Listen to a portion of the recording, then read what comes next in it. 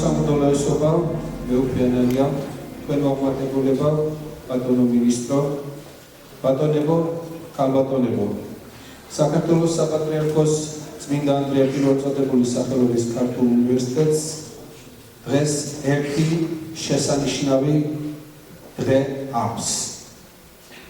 შესანიშნავი დღე იმიტომ, რომ ერთის მხრივ ჩვენი უნივერსიტეტს აქვს შესაძლებლობა მოეფეროს, პატივისცეს იმ ტიტანურ შრომას, რომელსაც საქართველოს მართლმადიდებელი სამოციქულო ეკლესიის წმინდა სინოდის წევრი პროფესორი მეუფე ანანია აწარმოებს საქართველოს ისტორიისა და საქართველოს ეკლესიის ისტორიის კვლევაძიების თვალსაზრისით და მეორეს მხრივ ასეთ მრავალრიცხოვან საზოგადოებას და რაც მნიშვნელოვანია საქართველოს უმასპინძლოს საქართველოს თავრობის წევრს პროფესორ ნოდარ ხადურს საქართველოს ფინანსთა მინისტრს. ძვირფასო მეგობრებო, მაინც რით არის გამორჩეული დღევანდელი დღე და რატომ ვაკეთებთ აქცენტს, რომ დღეს ჩვენ უნივერსიტეტს აქვს ასეთი შესანიშნავი დღე თქო. საქმე იმაში გახლავთ, რომ მეუფე ანანია გასული საუკუნის 90-იანი წლებიდან ინტენსიურად დაიწყო საქართველოს ეკლესიის ისტორიის კვლევაძიება. ერთი შეხედვით, რაღა უნდა ყოფილიყო გამოსაკვლევი იმ დროს, როდესაც ჩვენ გვქონდა ძალიან ბევრი ნაშრომი საქართველოს ისტორიასა და საქართველოს ეკლესიის ისტორიაში. ეს მხოლოდ ერთი შეხედვით. სინამდვილეში კი მე-18 საუკუნიდან მე-20 საუკუნის 90-იანი წლებამდე საქართველოს ისტორია, საქართველოს ეკლესიის ისტორია კვლევაძიების თვალსაზრისით უმძიმეს მდგომარეობაში იყო. მე-18 საუკუნეში დასრულდა ვახუშტი ბაგრატიონით ერთი ეპოქა საქართველოს ისტორიის კვლევაძიებისა. მე-19 საუკუნეში კი მოგეხსენებათ, საქართველო უკვე რუსეთის იმპერიის ნაწილი იყო და დამპყრობელი ყოველთვის ცდილობს დამპყრობილი ხალხი აცხოვროს ან თავისი ისტორიით, ან დამახინჯებული მისთვის მისაღები ისტორიით. და შეიძლება ითქვას, რომ ყველაზე მეტი პრობლემა საქართველოს ისტორიას და საქართველოს ეკლესიის ისტორიას ჰქონდა. საქართველოს ისტორიას იმიტომ, რომ თუ ერს ახსოვს თავისი წარსული, ის აწყოსა და მომავალშიც ოპტიმისტურადაა განწყობილი. თუ არ ახსოვს წარსული, უფრო ადვილია ამ ერის ინტეგრირება დამპყრობლის კულტურულ, პოლიტიკურ და ეკონომიკურ სივრცეში. ამიტომ საქართველოს ისტორიის კვლევაძიება მე-19 საუკუნის 70-იან, 80-იან წლებამდე ფაქტიურად აღარ წარმოებდა. რაც შეეხება საქართველოს ეკლესიის ისტორიას, მოგეხსენებათ 1811 წელს რუსეთის იმპერატორ ალექსანდრე პირველის ბრძანებით გაუქმდა საქართველოს ეკლესიის ავტოკეფალია და ამის შემდეგ ავტოკეფალური მართლმადიდებელი ეკლესიის ისტორიის კვლევაძიება წარმოუდგენელი იყო. მართალია მე-19 საუკუნის 70-იან, 80-იან წლებში დაიწყო ავტოკეფალიური მოძრაობის წარმომადგენლების წერილების ბეჭდვა ქართულ და რუსულ სამეცნიერო ჟურნალებსა თუ პერიოდულ პრესაში, მაგრამ ეს უფრო პოლემიკური ხასიათის წერილები იყო, ამაში სიღრმისეულად არ ხდებოდა საქართველოს ისტორიის და საქართველოს ეკლესიის ისტორიის კვლევაძიება. მოვიდა მე-20 საუკუნე, საქართველოს ეკლესია, აი გუშინ აღნიშნა ჩვენმა უნივერსიტეტმა და მთელმა საქართველომ საქართველოს მართლმადიდებელი სამოციქულო ეკლესიის ავტოკეფალის სამღერის 97 წლისთავი თითქოს მიეცა შესაძლებლობა ისტორიკოსებს, საეკლესიო ისტორიის კვლევარებს დაეწყოთ საქართველოს ეკლესიის ისტორიის კვლევაძიება, მაგრამ 1921 წლიდან 1990 წლამდე საქართველოს ეკლესიის ისტორიის კვლევა შესაძლებელი იყო მხოლოდ ერთი პოზიციიდან, ათეისტური პოზიციიდან და ბოლო ნაშრომი 1999 წელს საქართველოს მეცნიერებათა აკადემიის ეგიდით გამოვიდა. მე არ დავასახელებ ამ ნაშრომის ავტორს, სადაც ამ ნაშრომის სათაურია საქართველოს მართლმადიდებელი სამოციქულო ეკლესიის უარყოფითი როლი საქართველოს ისტორიაში. აი ბოლო ნაშრომი ასეთი იყო.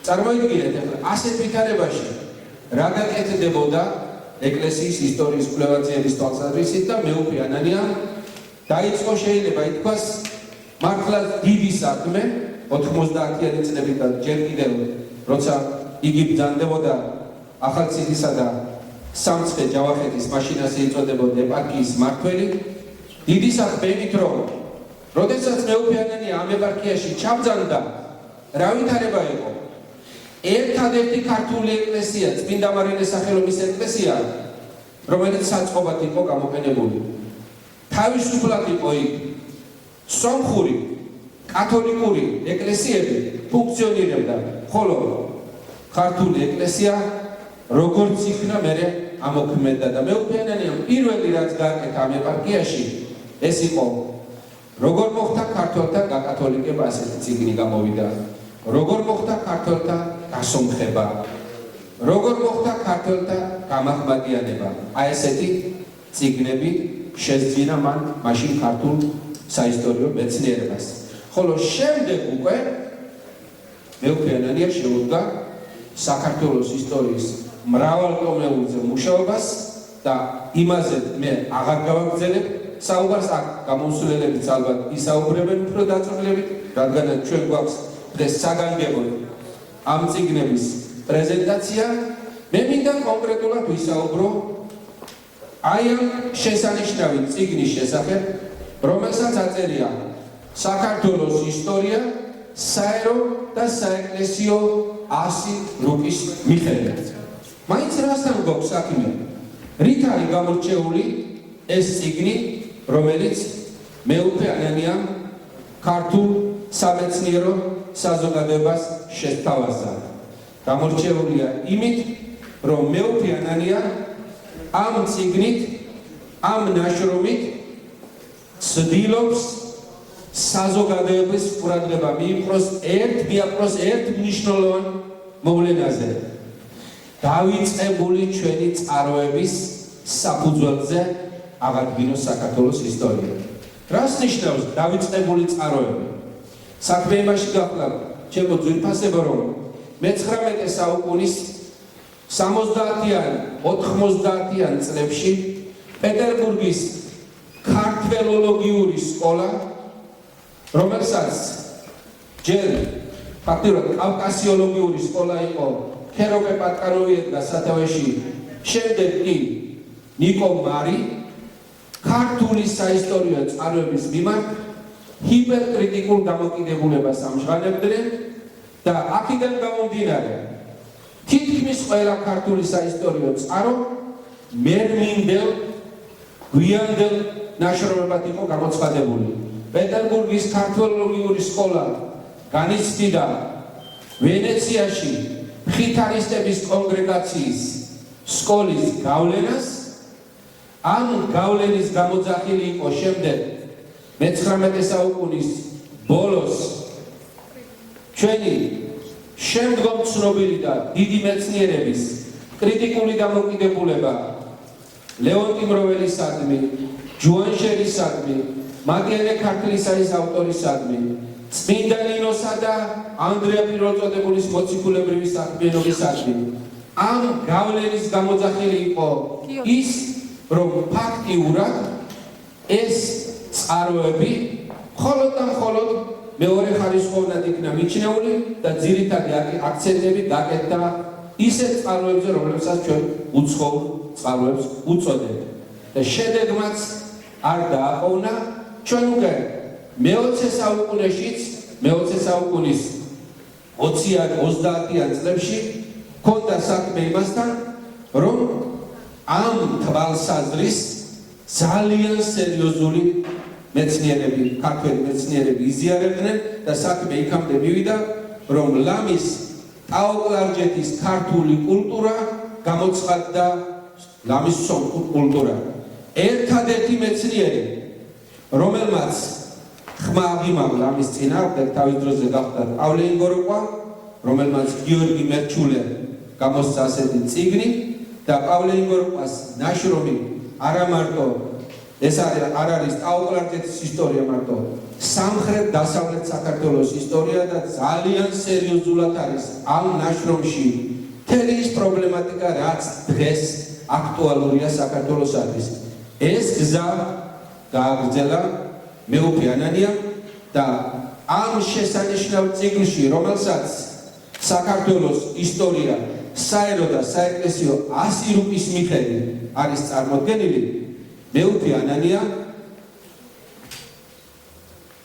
დაუბრუნა საქართველოს ისტორიის წყაროებს თავისი პირვანდელი დანიშნულება და აი ქართულ საისტორიო წყაროებზე ააგო თავისი თხრობა და აქედან გამომდინარე რუკები, რომელიც დაუთო ამ წიგნს ძალიან სხვანაირად წარმოაჩენს, გაბატონებული თვალსაზრისის საწინააღმდეგოდ სულ სხვანაირად წარმოაჩენს სამხრეთ-დასავლეთ საქართველოს ისტორიას, დასავლეთ საქართველოს ისტორიას და დასავლეთ-აღმოსავლეთ საქართველოს ერთიანობის ისტორიას.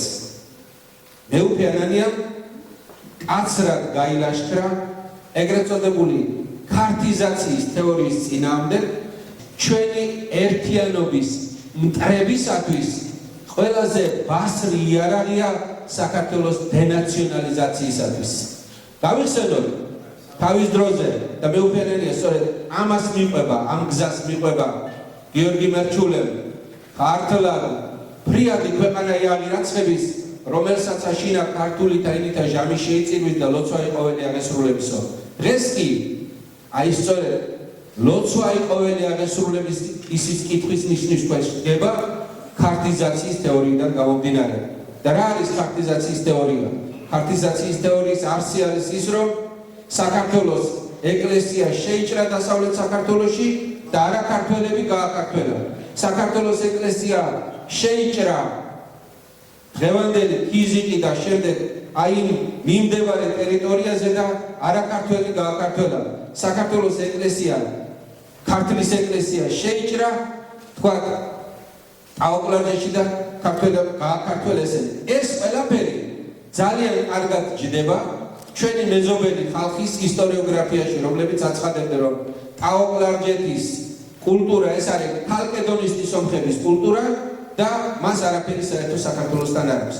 მეუფე ანანიამ ამ ნაშრომით ძალიან სერიოზულ ოპონირებას გაუწევს ყველა იმ ადამიანს, ვინც დღეს აფხაზეთში, აფხაზ სეპარატისტებზე მაქვს მესაუბარი, ამტკიცებს, რომ დასავლეთ საქართველოს ეკლესიურად აფხაზეთის ეკლესია ჯერ იყო კონსტანტინოპოლის საპატრიარქოს იურისდიქციაში, მერე დაიპყრო ის ქართველებმა და ახლა უნდა განთავისუფლდეს და დბარის წიგნი, რომელიც ამ საკითხთან დაკავშირებითაა გამოცემული და ამ წიგნით ყველა მართლმადიდებელ ეკლესიას უგზავნიან, რომ აი ამის მიხედვით უნდა მოიპოვოს აფხაზეთის ეკლესია ავტოკეფალია, დღეს რომ ამაზე აქცენტი კეთდება, აი ამ წიგნს, რომელიც რასაკვირველია არის ფალსიფიკაცია ისტორიის, ერთ კონკრეტულ მაგალითს მოგახსენებ.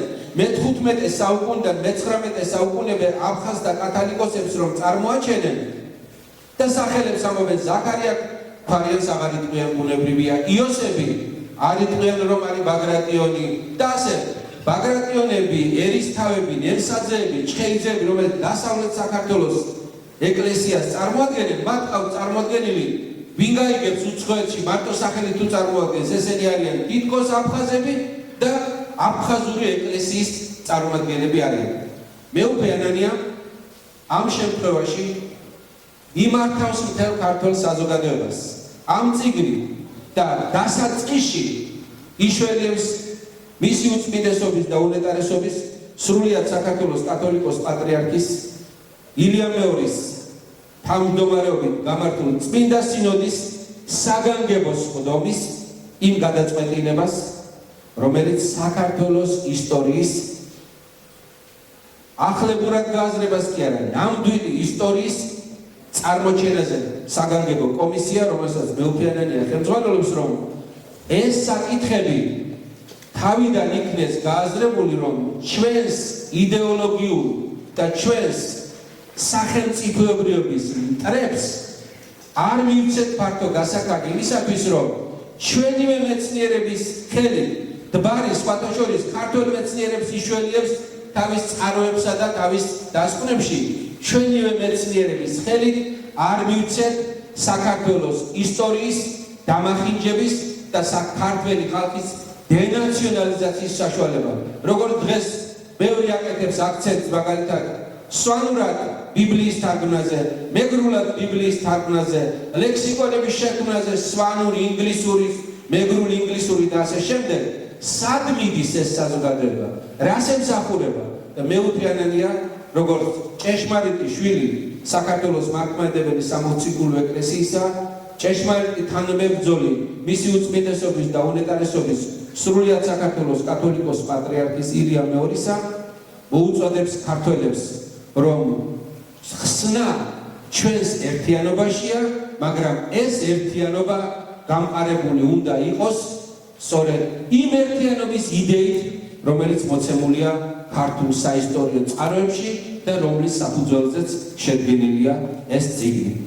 მე გამიგრძელდა ეს საუბარი, ბოდიშ მოვითხოვ თითოეული თქვენთაგანის წინაშე, მაგრამ არ შემეძლო კიდევ ერთხელ არ გამომეხატა უდიდესი პატივისცემა, მადლიერება და მოედროს მეთქვა, რომ ჩვენ ოფიციალურად გვევალება მისი უწმინდესობისაგან, რომ ამ წიგნებთან დაკავშირებით თვეში ერთხელ გავაკეთოთ საგანგებო შეხვედრების სემინარები, მომავალში ჩვენ ისტორიკოსებს შევხვდებით მეუფე და მეუფე არის ის კაცი, რომელიც აცხადებს, რომ მეკამათე ვიმსჯელოთ, სადაც მიუღებელი იქნება თვალსაზრისი, მე უკან დავიხებ, მაგრამ ეს მოხდეს ჭეშმარიტად მეცნიერული კამათის საფუძველზე და რასაკვირველია, მეუფე ჩვენ ამას გავაკეთებ და კიდევ ერთხელ დიდ მადლობას მოგახსენებ აი ამ შესანიშნავი წიგნებისათვის. ეხლა კი სიტყვას გადავცემ ჩვენი უნივერსიტეტის პროფესორს ბატონ ვახტანგ გურულს, მაგრამ ბატონი ვახტანგი არ მიწყეს თუ დავარღვევ აი ამ ასე რომ ვთქვათ თანმიმდევრობას. დღეს ჩვენთან სტუმრად ბრძანდება საქართველოს მთავრობის წევრი, ფინანსთა მინისტრი პროფესორი ნოდარ ხადური და ბატონო ნოდარ, თუ ორ სიტყვას ბრძანებთ, ჩვენთვის ძალიან სასურველი იქნება. ბატონო რექტორო, კოლეგებო, მომავალ კოლეგებო, მოგესალმებით. სიმართლე გითხრათ, ძალიან ბევრი წიგნის პრეზენტაციაზე ყოფილი ვარ, მაგრამ ეს განსაკუთრებული დღეა ჩემთვის, გულწრფელი ვარ, იმიტომ რომ ჩვენ მაგიდაზე არის ორი ძალიან მნიშვნელოვანი ნაშრომი, რომელიც მეუფე ანანიას კალამს ეკუთვნის. ეს ნაშრომები ძალიან მნიშვნელოვანია ჩვენთვის, ჩვენი ქვეყნის ისტორიის გააზრებისათვის. მე არ ვისაუბრებ ამ წიგნების ისტორიულ ან სხვა ღირებულებაზე. ბატონმა სერგომ უკვე ისაუბრა, ბატონი ვახტანგი ისაუბრებს, ბატონი ტარიელი, ბატონი მიხეილი და თავად მეუფე ისაუბრებს, რასაკვირველია ამ წიგნებზე. მე მინდა ერთი თქვა, ძალიან კარგი საქმე კეთდება ამ უნივერსიტეტის კედლებში. მე პირველად ვარ უნივერსიტეტში, არ შემიძლია რომ შევშურდა მომავალ კოლეგებო იმ პირობების, რომელშიც თქვენ სწავლა გიძებთ და ეს არ ეხება მხოლოდ კედლებს. ეს ეხება სულს, რომელიც ამ უნივერსიტეტშია. ის დღევანდელი ღონისძიებაც, რომლის მოწმენით ჩვენ ვართ და საერო და სასულიერო პირები, ადასტურებს იმას, რომ ეს უნივერსიტეტი ძალიან მნიშვნელოვანი და კარგ საქმეს აკეთებს. სიტყვოდია გაჟღერებული დღევანდელი დღე და მე მინდა ეს სიტყვოდ აგილოცოთ და მოგილოცოთ ყველას და მე ვარ დარწმუნებული, რომ ამ კედლებში კიდევ არაერთი ძალიან კარგი და მნიშვნელოვანი მსოფლიო მნიშვნელობის ნაწარმოები, მათ შორის ისტორიული შეიქმნება და ერთი როგორც საქართველოს ჩვეულებრივმა მოქალაქემ მინდა გთხოვოთ ბატონსელგო მეუფე მინდა გთხოვოთ რომ ასეთი წიგნები უნდა ვიფარგლოთ აუცილებლად და უნდა გამოვცეთ უპირველეს ყოვლისა ინგლისურ ენაზე. შესაძლებელია გამოყენებული იქნეს თქვენივე რესურსი, მე ვიცი რომ თქვენმა სტუდენტებმა ძალიან კარგად იციან ინგლისური, მე ვიცი რომ ამის არსებობს ამის შესაძლებლობა იმისათვის გამოვიყენოთ თანამედროვე ტექნოლოგიები, გამოვიყენოთ ინტერნეტი იმისათვის, რათა რაც შეიძლება მეტმა ადამიანმა მსოფლიოში გაიგოს, რომ იმ პატარა ქვეყანას, რომელსაც საქართველოსი არც ისე პატარა ისტორია აქვს. დიდი მადლობა. როდესაც ფინანს კომიტეტი გავალებს ამას თავისთავად პირობაც ექნება და სიამოვნებით გავაკეთებთ ამას. ჯიპას გადაცემ პროფესორ ვახტანგ გურუს. ჩემთვის დიდი პატივია მეუფე ანანიას 8 წლის შეფასება ქართულ ისტორიოგრაფიაში მithumetes ისეთი აუდიტორიის წინაშე, რომელიც დღეს შეიკრიბა საქართველოს საპატრიარქო წმინდა ანდრია პირველწოდებულის სახელობის ქართულ უნივერსიტეტში. საერთოდ ვერ ვიტყვი ბოლო ათწლეულებში ეს ალბათ ადრეც იყო ვიკის ხოლმე ადამიანს უთხრათ ის, რასაც წარმოადგენს მეცნიერებაში იქნება ის თუ საერთოდ საზოგადოებრივ სარბიელზე რაღაც გადაჭარბებას ხედავთ ამაში თითქოს. არიან ადამიანები, რომლებიც თვითონ ისეთ პოზიციას იკავებენ, რომ გაიძულებენ მის შესახებ არათქვა რაიმე დადებითი. დღეს ჩვენს წინაშეა ადამიანი მეუფე ანანია, რომელმაც უკვე ქართულ ისტორიოგრაფიაში დატოვა იმხელა კვალი, რომ უკვე გადაჭარბებით, ყოველგვარი გადაჭარბების გარეშე შეიძლება თქვა მეუფე ანანია მე დავასახელებ მხოლოდ ორ ადამიანს დადგა თავისი სამეცნიერო გამოკვლევებით ისეთი დიდი მოაზროვნე ისტორიკოსების გვერდით, როგორიც არის ჩემთვის ჩემი სუბიექტური აზრია აკადემიკოსი ნიკო ბერძენიშვილი და პავლე ინგოროვი. ეს უნდა ითქვას საჯაროდ. ეპოქა შეიქმნა მთელი. ეს არ არის ერთი ან ორი ნაშრომი და რამდენიმე სტატია და რამდენიმე რუკა. რაც მეუფე ანანია გააკეთა, ამას 100 და 200 კაციანი სამეცნიერო კვლევითი ინსტიტუტები ვერ აკეთებდნენ. იმიტომ რომ არ იყო სწორი იდეა, რადგან წვრილი თემები, რომელიც არავის არაფერში არ აღგებდა იმის გარდა, რომ წლიური შრომა დასრულდებოდა და ხელფასი გამოიწერებოდა ამაზე. არ იყო სწორად იდეა განსაზღვრული, რა ჭირდება ქართულ ისტორიოგრაფიას. მეუფე ანანია სწორედ ამით დადგა უამრავ კვლევარზე მაღლა, რომ მან თავისი მოღვაწეობის დასაწყისში სწორად განსაზღვრა იდეა, საით უნდა წარმართულიყო კვლევა ძიება. და ყველას კარგად მოეხსენება, რომ მეუფე ანანია ჩვენ მოგვევლინდა როგორც საქართველოს სამოციქულო მართლმადიდებელი ეკლესიის ისტორიის მკვლევარი. მაგრამ გარკვეული პერიოდის მანძილზე მეუფე უნდა მისულიყო და მივიდა იმ დასკვნამდე, რომ საქართველოს ისტორიის შესწავლის გარეშე საქართველოს ისტორია ვერ დაიწერა, ეკლესიის ისტორია ვერ დაიწერა. ასე რომ მეუფე ანანიას ორ ფრონტზე მოუხდა მოღვაწეობა, იგი პრაქტიკულად თავიდან წერდა საქართველოს ისტორიას და შემდეგ ამ მიღწევების ფონზე იწერებოდა საქართველოს ეკლესიის ისტორია. აკეთებდა ისა ორი პროფესიონალი საქართველოს ისტორიის ზოგადი გაგებით და საქართველოს ეკლესიის ისტორიის კვლევარის საქმე. უნდა ითქვას, რომ იმხელა ნაბიჯი იქნა გადადგმული წინ, რომ მან გადაფარა მთელი ეპოქები,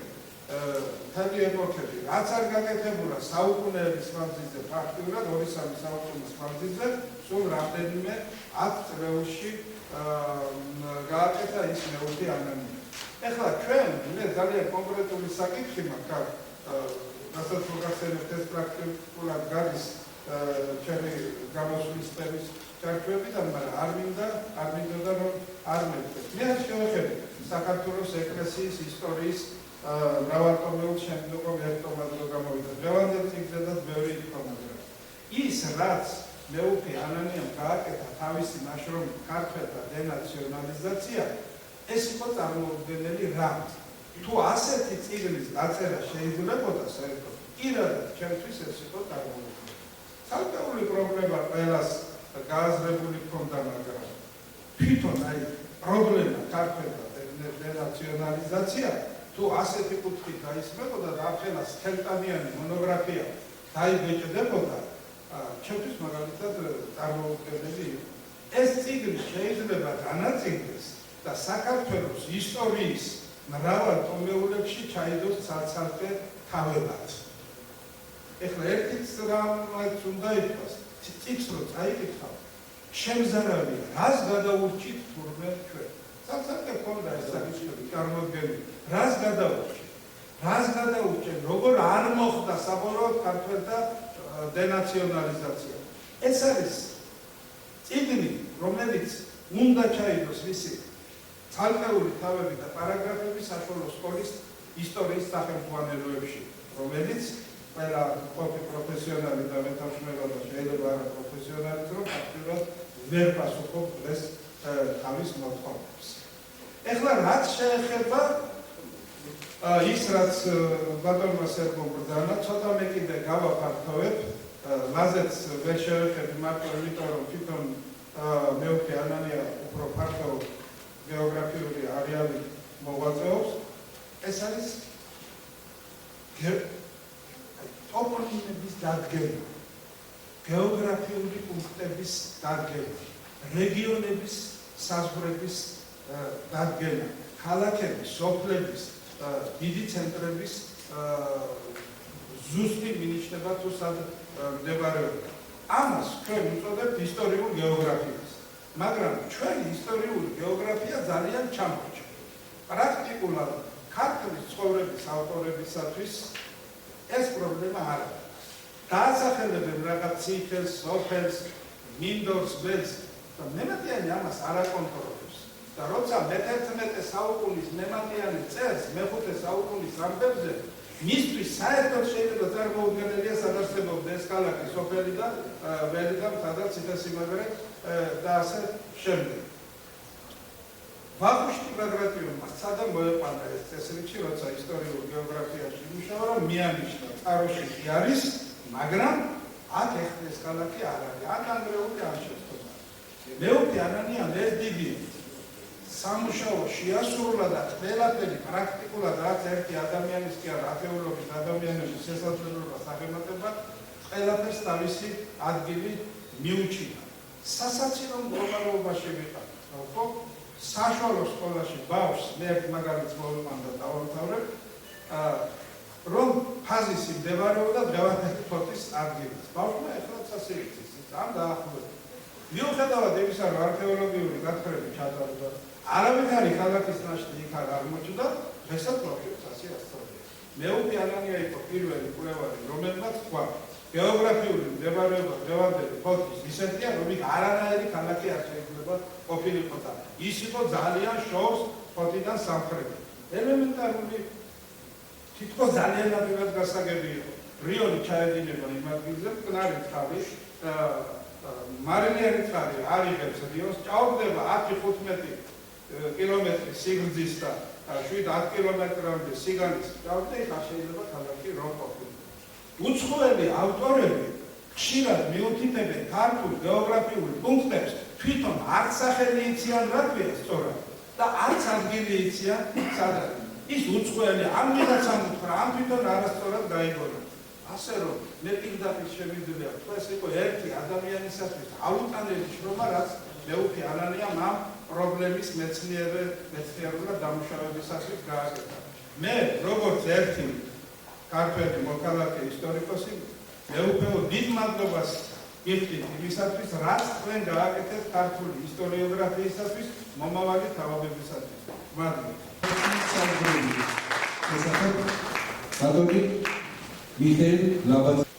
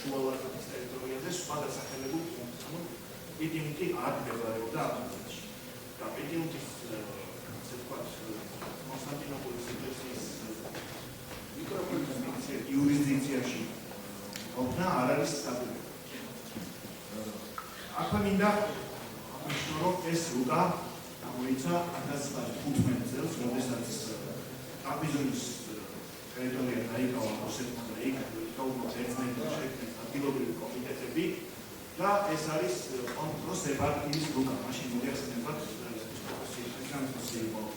კონტროლს ეპარქიის მართველი და კაპიტანები ბენზინების ერთნახი. თუ დავაკვირდებით აქ ბოლო საზღვარი ზუსტად გადის ათინაზე. ანუ ათინას იქით უკვე არის საქართველოს ეკლესიის იურისდიქციის. ანუ დღევანდელი ლაზეთის ტერიტორია, სადაც გავრცელებულია ქართული მეტყველება, ლაზური კილო, ეს ტერიტორია თანხმდება ზუსტად ტერიტორიას, რასაც გვიხდით მეუფე ანანია თავის ნაშრომში, ანუ ათინას იქით უკვე აღარ გვხვდება ქართული ან ლაზური მეტყველება, რაც მას ამტკიცებს, რომ მეუფე მართალია თავის ნაშრომში, რომ ათინასთან გადიოდა კონსტანტინოპოლის ეკლესიის ეპარქიის ლაზიკის აღმოსავლეთის საზღვარი. ანუ ამით იცნება, რომ ეს ლაზიკა არ იყო დღევანდელი ლაზიკა.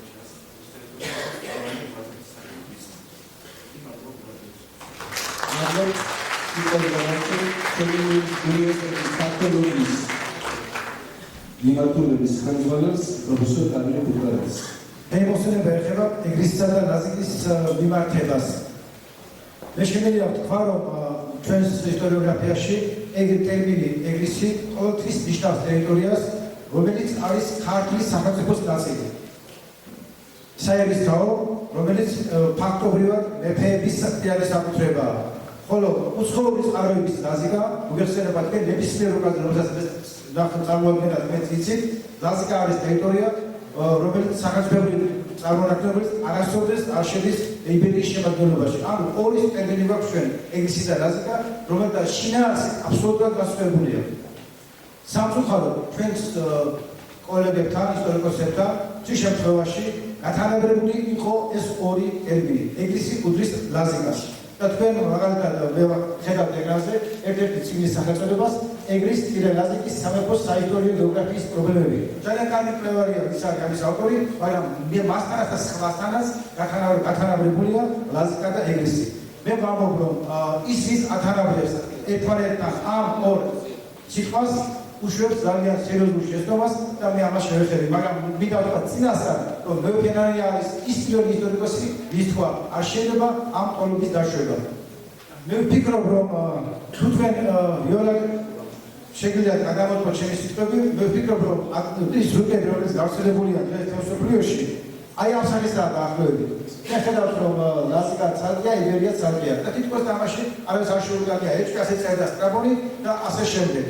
მაგრამ რომელ საუკუნეში იყო ეს ასე და ამ დროს ამ პერიოდში რას ამბობს ქართული წყაროები.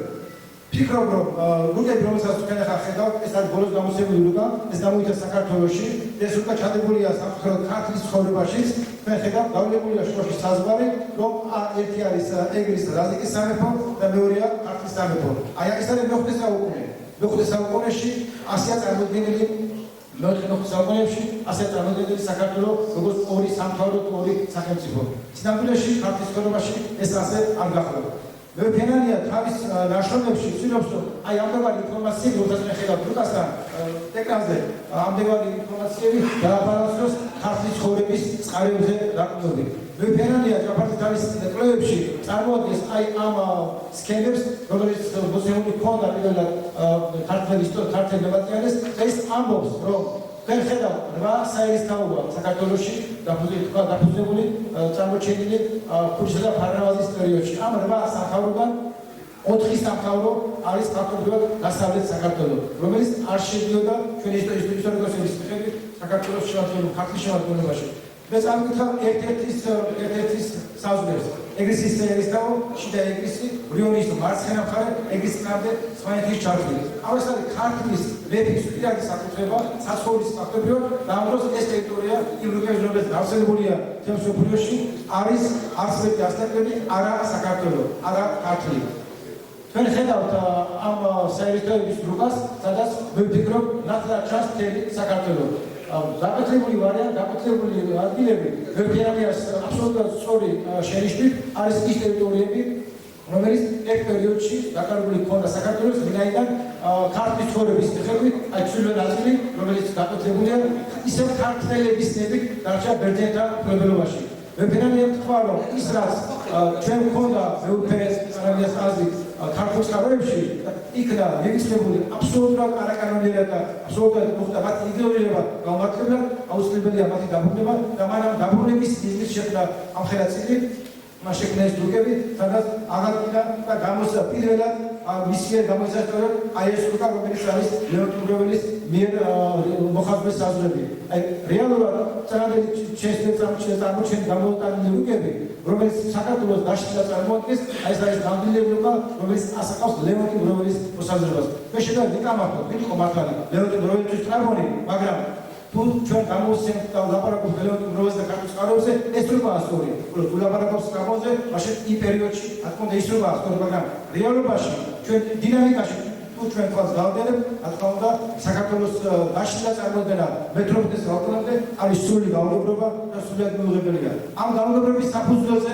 ლიგის ტენისის შეიქმნა რუკები მე ხედავთ ერთ-ერთ რუკას ეს არის კოლექტივის რუკა რომელიც დღესაც აი აფრიკაში სამტრედიაში ავლებს ქართული ენის საზღვარს და ქართულთა საზღვარს აი ამ არასწორი ისტორიოგრაფიული რუკების ბაზაზე ხდება არასწორი ლინგვისტური კვალიფიკაციები, რომელიც დღეს საბოლოო ჯამში ძალიან ცუდ გეოპოლიტიკურ კონტექსტში აქცევს საქართველოს წინააღმდეგ მიმდინარე საინფორმაციო ომს. ეს ყველა რუკები იქნება საინფორმაციო ომის კონტექსტი და აუცილებელია საინფორმაციო ომის კონტექსტის დახალისწინებით ადეკვატური აკადემიური პასუხები და ეს გასაკეთებელია არაფრობის ისტორიასთან და ლინგვისტების მიერაც და მეფერალია ჩვენ მოხდა ძალიან კარგი მაგალითი როგორ მივიდგეთ აი ამ წყალბურთებს და აი ამ რუკების საფუძვლად შეიქმნა აი ეს რუკა რომელიც რეალურად წარმოაჩენს ქართული ენის გავრცელების საზრდოობს დღეს და თუნდაც ისტორიულად ანუ რეალურად საინფორმაციო ომი რომელიც არის მესკერებაში ეს გადადის იდეოლოგიურ ომში და საბოლოო ჯამში თავდება ტანკების შემოყვანით ამიტომ თუ ჩვენ წავდგებთ 213 ასპარეზზე ეს წავდგებთ სამეცნიერო ინფორმაციულ ველს და ჩვენ საბოლოო ჯამში გავდივართ ძალიან ძვირ შედეგებამდე რომელიც არის ქართული ენის და ქართული ენის არეალის შეზღუდვა და ამის საფუძვლად გამოყენებულია ჩვენი ცნათაობების შეცდომები თუ არასწორად გააზრებული წყაროები ამ შემთხვევაში საერთო უცხოურ წყაროებს ვამჯობინებთ ხოლმე ვიდრე ნამდვილად დეტალურ და ნამდვილად ფუნდამენტურ ქართულ წყაროებს მე ვფიქრობ რომ შეამოწმოს შემდგომ არა საქართველოში არ გამოდგება დეტალური ქართული წყაროები უფრო სამოა ვიდრე ზოგიერთი საერთო უცხოურ წყარო და ამ ხრივ ძალიან დიდი გასაკვირვება გაგებრანიას რომ შეძლო აი ამ იდეების წარმოჩინება და გატანა საფართო საზოგადო ასპარეზზე და მე ამით დავამთავრებ მე ხედავთ აქ ძალიან მარტივ სქემას ლინგვისტიკაში არის ასეთი ძალიან მარტივი წესი თუ ორი სიტყვა გამოცხადებულია სინონიმებად მაშინ მათი აღსანიშნი ობიექტი უნდა იყოს საერთო შეიძლება იყოს აღნიშნული სხვა და ტერმინის სხვა ტერმინი სხვა სიტყვას გერათა კომბინაცია არის სხვა რაზეც არის სხვა მაგრამ თუ ეს ორი სიტყვა არის სინონიმი და კომშიდაბია ხო არის სინონიმები მაგრამ აღსანიშნი არის ერთი პროდუქტი რომელიც არის ერთი ნაყოფი ამ შემთხვევაში ეს გამოცხადებული ისტორიოსების ეს ორი ტერმინი სინონიმებად ეს არის შეუძლებელი იმიტომ რომ მათი აღსანიშნი არის გასწორებული ეგ ის აღნიშნავს ქართლის საერისთავოს ყველა დასწრა აგნესიავის ტერიტორიას რომელიც არ არის იდერია არ არის ქართული ამ ორი ტერმინის გამოცხადება სტრუქტურულად არის ძალიან სერიოზული შეცდომა რომელიც ძალიან ცუდ შედეგებამდე დაიყვანს ჩვენს მეცნიერებას ამიტომ ხშირ შემთხვევაში ლინგვისტების გამოცდილება მარტივ გაიზიარო ისტორიკოსებმა მე დავამთავრებ ჩემს გამოსვლას ძალიან ცუდი ინფორმაციით დღეს ის შექმნილია ძალიან კარგი თანამედროვე ვებგვერდი ევროპის ისტორიის გვერდი რომლის რუკები თემსოფლიოს მიმართ რაც ვიცი და ნახე ევროპა გაგაგიცი არის სწორი მაგრამ კავკასიის მიმართ არის აი ესეთი რუკები მე ხედავთ რომ ამ რუკაზე არის რაზიკა სხვა ტერიტორია პოლიტიკა სხვა იბერია სხვა და ალბანია სხვა მეორე რუკაზე რომელიც ამის გაგრძელება მე ხედავთ რომ აფხაზია არის სახელმწიფო და ჯორჯია არის იბერია არის სახელმწიფო ხოლო შემდეგ რუკაზე ჯორჯია შემოდის როგორც სახელმწიფო და თვითონ ჯორჯია არის არც იბერია მათ აფხაზეთი არ არის სახელმწიფო ქართული სახელმწიფო ამ აი რუკების მანიპულაციები დგება ძალიან სერიოზული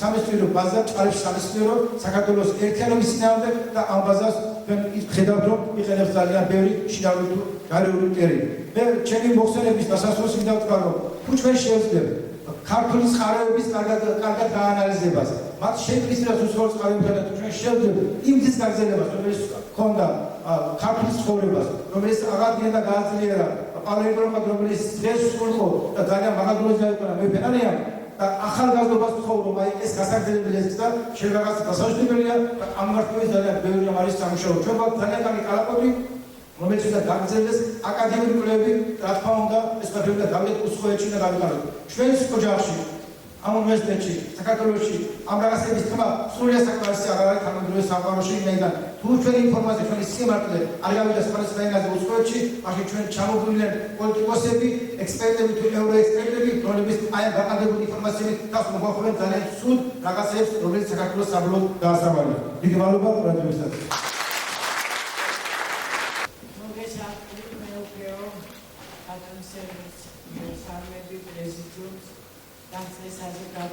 და ძალიან მიხარია რომ ამდენი ახალგაზრდა არის ამ დარგში.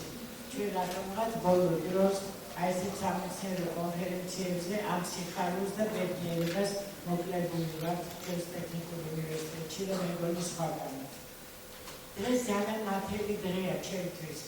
არა მარტო გარეთ ანათებს მზე, არამედ ამ დარბაზშიც, სადაც არაჩვეულებრივი პიროვნებას ვხვდებით და არაჩვეულებრივი მეცნიერის ნაშრომს ვიხილავ. მე უკვე ბედნიერი ვარ, რომ იმ დაწესებულებაში მუშაობ, სადაც მოღვაწეობს ბოლო წლები მეუფე ანანია ჯაფარიძე, ჩვენ ვართ მეგობრები, ჩვენ ვართ თანამოაზრეები და მისი ყოველი ახალი ნაშრომის გამოსვლა ყოველთვის დღესასწაულია, არამედ მარტო ჩვენი საზოგადოებისათვის, არამედ ჩვენთვისაც. მე ბედნიერი ვარ, რომ ამ არაჩვეულებრივ ვარდას, რომელიც დღეს არის წარმოდგენილი, მაკების სახით ვიცნობ რამდენიმე ხნის წინათ, და ასეთი პარტიული, რომ მე უკვე გადმოცა ეს მაკეტი, გავეცანი და მაშინვე აღდგენებული დარჩი და სხვაგან ემოციას ეს მაკეტი ეს ატკაცი დასაკვირველია არ იწევს. მე მინდა გითხრათ, აქ ბევრი იყო საუბარი წყაროებზე, კარტოგრაფიაზე.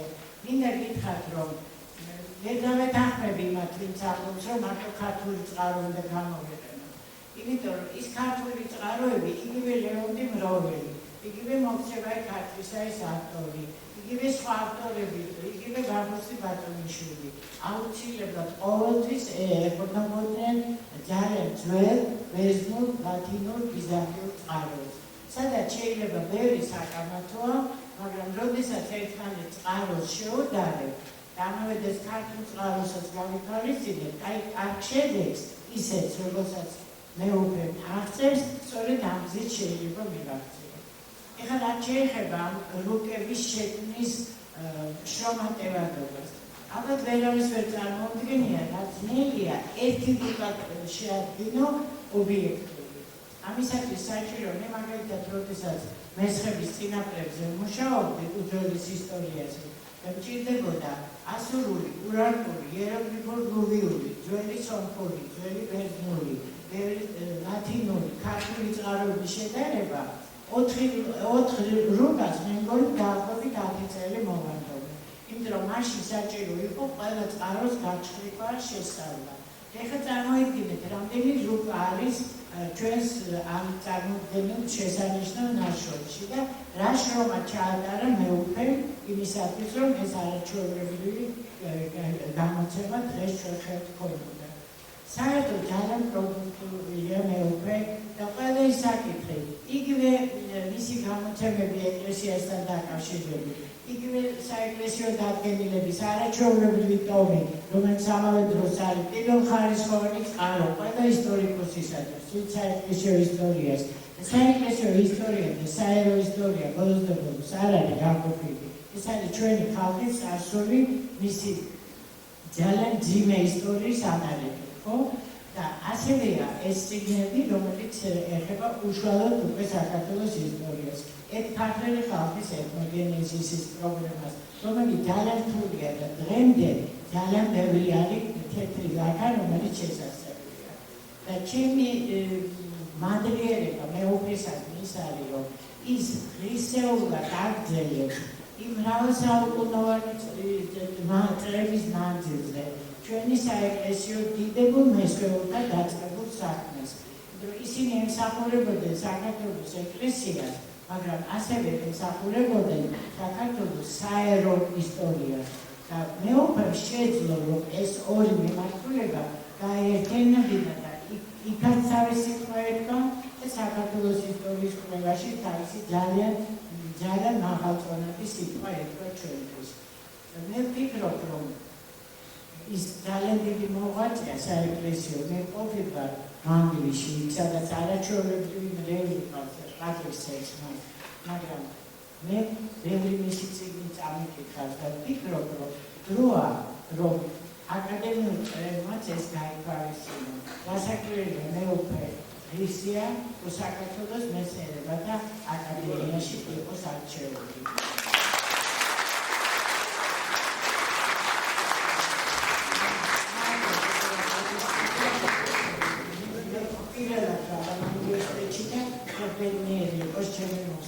ისურვებ წარმატებებს ვაკეთებ. Sorry, I'm not able to go to the next one. I don't know what the first one will be. There are because changes the suburb. Station area. Not only how it is actually in the concept of this called US Salvo, into nationality. 20 eparchies, Sakatoros Ecclesiastes, Ogada, Wangari, Azari, the monastery, as ocean and the other, Oakmont, Amazos, and the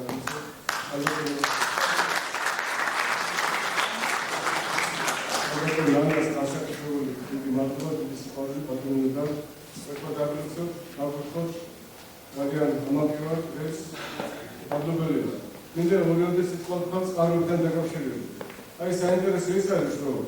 Earthquake, Arizona, the Libyan, Earthquake, Hartwig, and Stravonica, John the Brody, Arizona, the Libyan, on its house and on its Earthquake, Pesaris, Chantis, people did more than the near Olympic, with Strabos, Fenshi, the critical, the spots are good. Abushtago, Snowflake, schools, Abu, the cartoons, Abu, Earthquake's house, and Eternal. Restaurant Amis says, look at this agriculture, don't that progressive or not as well as success, very sacrifice, the share of the change for Ormotsi, selling Hajika, so that Amrukabish, Society Political Success, very attractive, Slavisak, concept Kamika, Dawlat, the Madu, Moxon, Kalbaton, Tamar, Revazish, Tamari, Somalis, Slavi, Dajir Damas, Tik Summit, the medic leader, how the Busho, the strong, the Arabadu, computer, variant Shetina, Kadatana, computer, computer, not only you are a good user, Roman Spentagaris, and the August Alum of technical universities. After several Ramoners, the Sheds, Louis Sasser, Rauna, Verma, the Chino Marva University, China, Aeronautic, Astoria, Karpuli, Vashkasuri, Sulis, Didapuli, University. Kasapur, Patro Sergos, Lutsa, Matubuliva, Spinole, Didi Metzner, Patro Sergos, Commercial, Uzbek, Transfer of Pakistan, Sabolo, Femina, Mokosan, all of the grace service.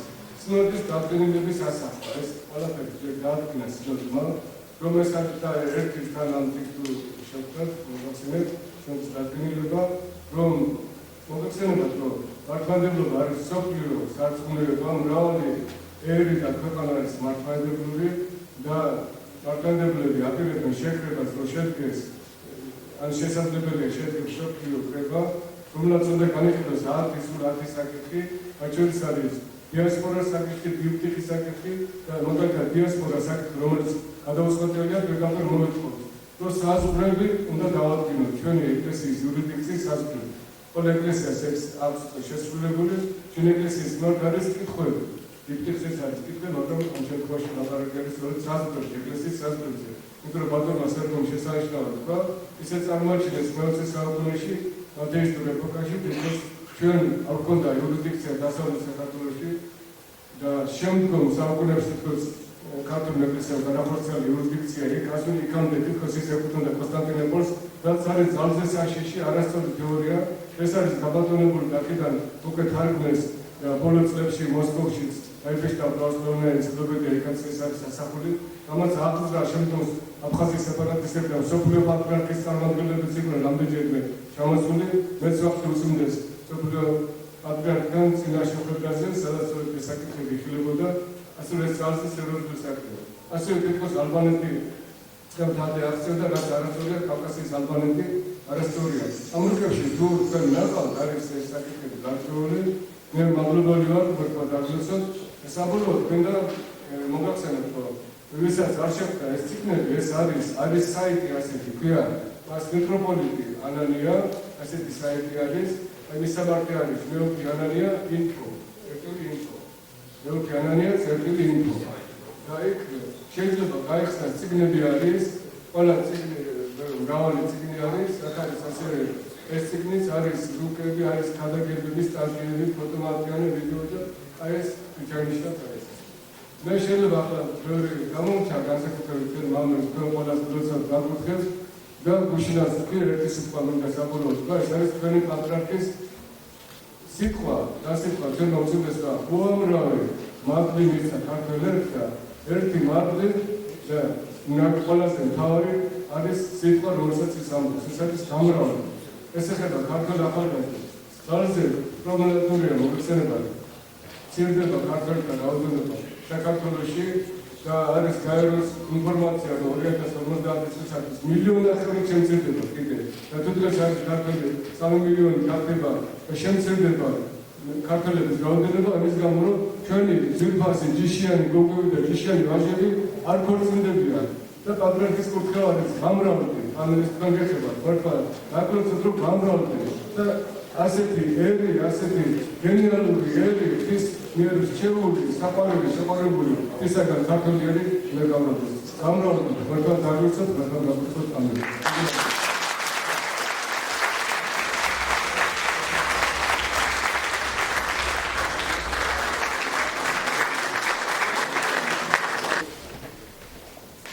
დიდი ხანია გიცნობ და მეტროპოლიტის ზამთრობით მეტროპოლიტის გარდა საზოგადო მოღვაწე და დღეს აი საქართველოში რაღაცა ისეთი კომუნისტური მოდიო აზროვნება თუ თითქოს ეკლესია ცალკეა, სახელმწიფო ცალკეა და სასულიერო პირებს არ ქთულიან საზოგადოების წევრობა.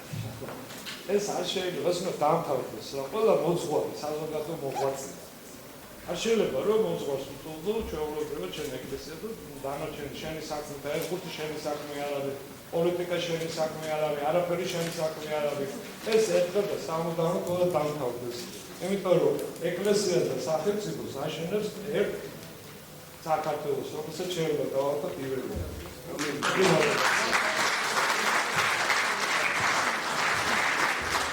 მადლობ გამალკი მოსიცნობ სამების საკათედრო ტაძრის მოძღვარი გახლავთ არქიმანდრიტი. მე მგონი ისეთი კარგი შეხვედრა არ გინდათ რომ დავთავრდეს, მაგრამ დღეს დავასრულოთ ამით. კიდევ ერთხელ მადლობა